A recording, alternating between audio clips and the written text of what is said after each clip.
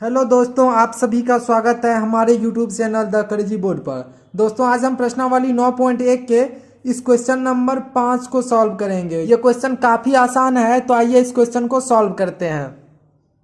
दोस्तों, क्वेश्चन क्या कह रहा है आइए समझते हैं। क्वेश्चन कह रहा है जमीन से जो है 60 मीटर की ऊंचाई पर एक पतंग उड़ रहा है। क्या हो रहा है? जमीन से 60 मीटर की ऊंचाई पर एक पतंग उड़ रहा है। ये पतंग है जो जमीन से 60 मीटर की ऊंचाई पर है और इनका जो है जमीन के साथ जो झुकाव है वो 60 डिग्री का है। ये जमीन है, इनके साथ इनका झुकाव जो है 60 डिग्री है। किसका झुकाव 60 डिग्री है? पतंग का झुकाव जमीन के साथ 60 डिग्री है और पतंग जो है जमीन से 60 मीटर की ऊंचाई पर उड़ रहा है। तो हमको ये पूछा कि ये जो है पतंग की डोरी की लंबाई क्या होगा। तो पतंग की डोरी कौन हो गया? ये ए, ये सी। तो ये क्या है? पतंग की डोरी है। तो ये पतंग की डोरी हो गया ए सी। तो ये पतंग की डोरी की लंबाई क्या है, ये हमको क्वेश्चन में पूछा गया है। तो ये कैसे निकलेगा? तो दोस्तों, ये आपको एक समकोण त्रिभुज दिख रहा होगा, क्योंकि यहाँ पर जो कोण है एक वो 90 डिग्री का बन रहा है। तो ये एक समकोण त्रिभुज है। तो समकोण त्रिभुज में हमको जो है ये लंब दिया हुआ है, यानी लंबाई दिया हुआ है 60 मीटर और हमको ये कोण जो है 60 डिग्री दिया हुआ है और हमको एसी यानी कर्ण, ये क्या है? पतंग की डोरी की लंबाई, ये हमको निकालना है। तो आइए इसको जो है हम सॉल्व करते हैं। दोस्तों, आइए एक बार क्वेश्चन को भी पढ़ लेते हैं। क्वेश्चन क्या है? भूमि से 60 मीटर की ऊंचाई पर एक पतंग उड़ रहा है। तो भूमि से 60 मीटर की ऊंचाई पर एक पतंग क्या है? उड़ रहा है। पतंग में लगी डोरी को अस्थायी रूप से भूमि के एक बिंदु से बांध दिया गया है। ये पतंग में जो ये डोरी है इनको जो है भूमि के किसी बिंदु से अस्थायी रूप से बांध दिया गया है, यानी उसको ए बिंदु पर बांध दिया गया है। भूमि के साथ डोरी का झुकाव 60 डिग्री है। इस भूमि के साथ जो है इस डोरी का झुकाव कितना है? 60 डिग्री है। यह मानकर कि डोरी में कोई ढील नहीं है, यानी इस डोरी में जो है कोई भी ढील नहीं है।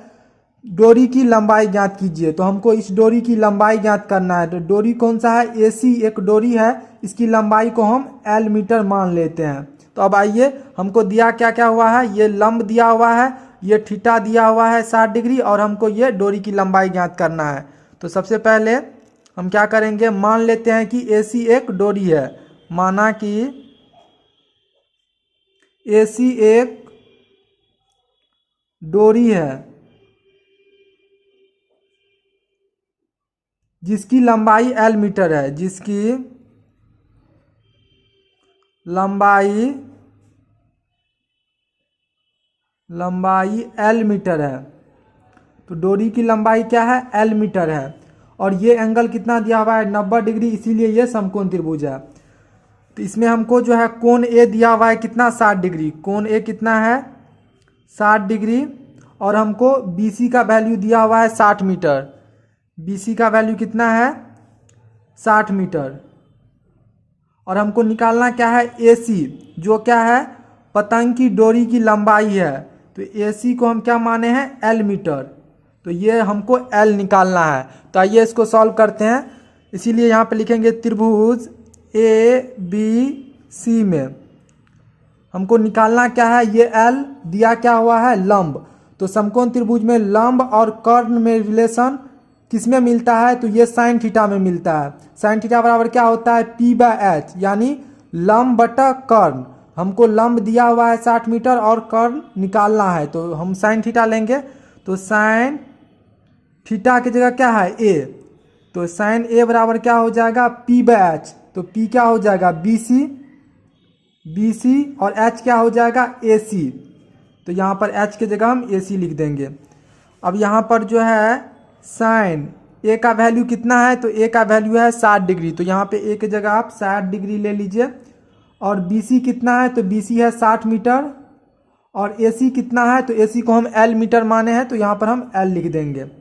अब साइन 60 डिग्री का वैल्यू क्या होता है? ये आपको याद होना चाहिए, नहीं है तो याद कर लीजिए। ये होता है √3/2 बराबर यहाँ पे क्या हो जाएगा? 60/L।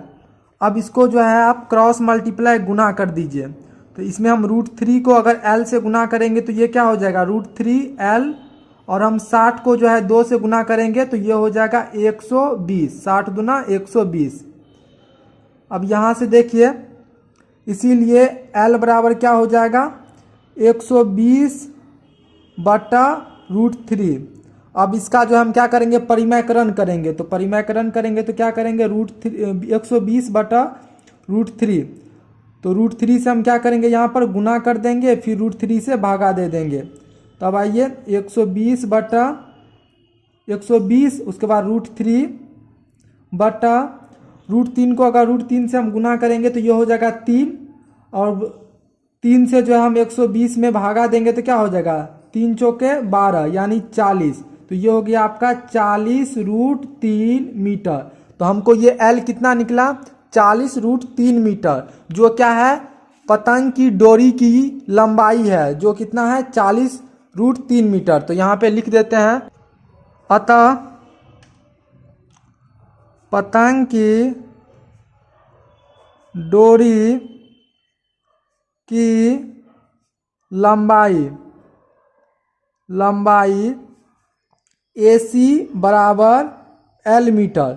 L कितना निकला है 40√3, तो यहाँ पे लिखेंगे 40√3 मीटर। तो दोस्तों यही पतंग की डोरी की लंबाई हो जाएगा 40√3 मीटर। तो हमको उम्मीद है कि ये क्वेश्चन आपको अच्छे से समझ में आ गया होगा। मिलते हैं अगले वीडियो में, तब तक के लिए आप पढ़ाई करते रहे। Thank you for watching this video. जय हिंद दोस्तों।